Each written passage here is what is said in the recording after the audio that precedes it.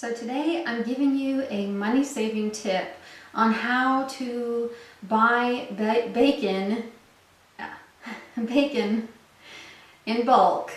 And in my case, since we're empty nesters, there's only 2 of us in the house, and I buy two, I guess it's a 2-pack. I don't know if it's 2 pounds, but it's 2 packages of bacon that are taped around together. And you know, if we were just to buy a regular pack in the grocery store, I might use, you know, 3 or 4 pieces in one serving for both my husband and myself, but the rest of it I probably wouldn't cook up right away, and by the time I did, it would already have spoiled if I just stored it in the refrigerator. So this is my trick for buying mass quantities of bacon, cooking it up all at one time, and prepping it to put it in the freezer.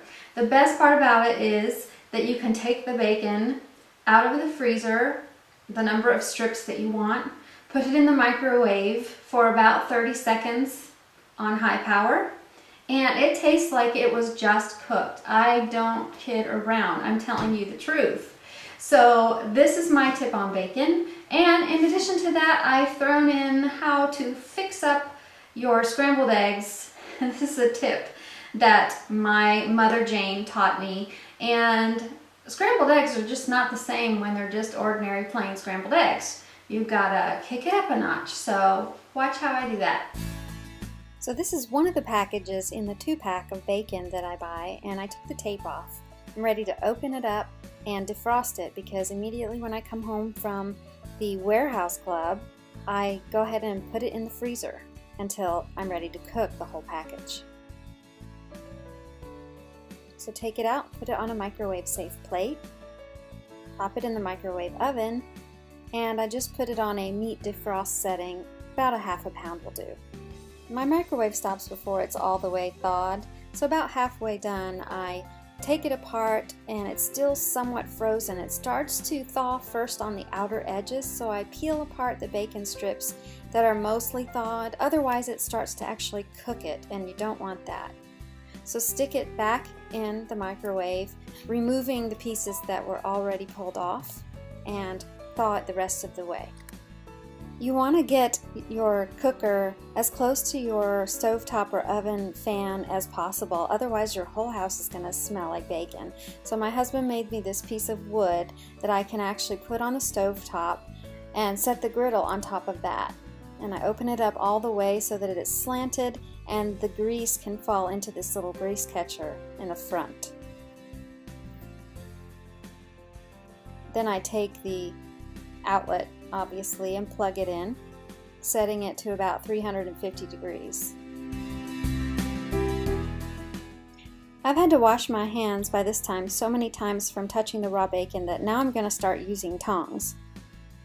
So I just place each piece on the griddle and let it cook away. And just for your information, my fan is on high, and the bacon that I buy is Wellesley Farms, which is a brand distributed by BJ's Warehouse Club, and it is thick center cut bacon, which I find is the best. I let the bacon cook all the way through on one side, turning it only once to cook on the other side.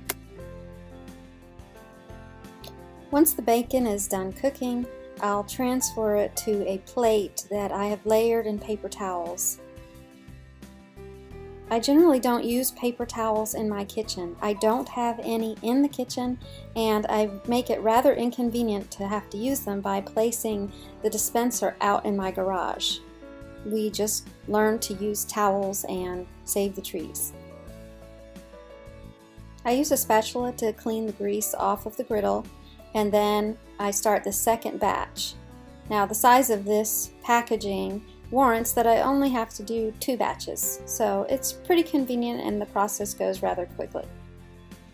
I'm getting kind of hungry after making all this bacon. I think I'm gonna whip up some eggs. I know this has been the most exciting video that you've seen so far on YouTube, so I'm just gonna enhance your thrill here and show you how I make these wonderful eggs. Not a big deal, but delicious. So you just take some chives. Now these are fresh chives that I actually froze, so they are frozen, and I'm just cutting them up. And I'm using a bit more because freeze-dried chives have less flavor than fresh chives. I'm going to take some eggs, and I'm going to make a batch of about a half a dozen. Just empty them in a bowl. See how quick and easy it is? Haha.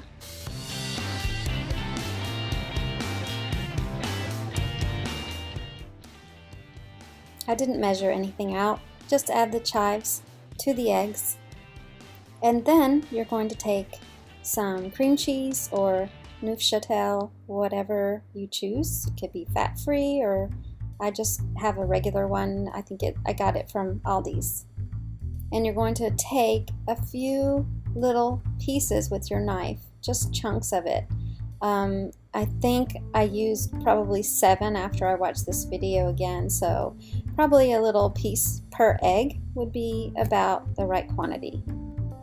I'm not going to use a whisk because the cream cheese would just get all clogged up in it, so I'm going to whip the eggs with a fork, and I'm really just kind of mixing them to break up the yolk. You don't really want to beat them and get a lot of air in them to make them fluffy, just combine them really well. At this point, the cream cheese will not separate, and that's fine. I have preheated a Teflon skillet, and I'm adding a pat of butter. You can use margarine or olive oil. I did try coconut oil in scrambled eggs, and I don't recommend that. It didn't taste very good. Just add the egg mixture to the pan, and I don't move this around a lot. In fact, just take your spatula once it starts to cook around the edges and move it around the pan so you can see I'm not mixing it. Then I will tap the tip of the spatula in the pan, and that is only really to break up the cheese. So you don't want to over mix it too much. And once it's done, I'm going to plate it with a couple slices of bacon. Add the eggs, some fresh cracked pepper, no salt unless you choose to have it, but I find it doesn't need it with the cream cheese and chives, and a toasted whole wheat English muffin with a little bit of butter. Imagine how simple this would be if the bacon had been frozen and only needed to be microwaved for 30 seconds. For the remainder of the bacon, I take a clean paper towel. I'm going to throw the greasy ones in the trash, and then a couple of other paper towels sandwich the bacon in between and roll it, placing it in a freezer-safe Ziploc bag that I've labeled bacon. Roll the air out of it and close it up. Then just stick it in the freezer. So there you have it, breakfast extraordinaire. It's worth a try. I encourage you to buy lots of bacon because it's pretty much good with just about anything. In fact, my brother just came back from Florida, and they're actually making donuts there wrapped in bacon.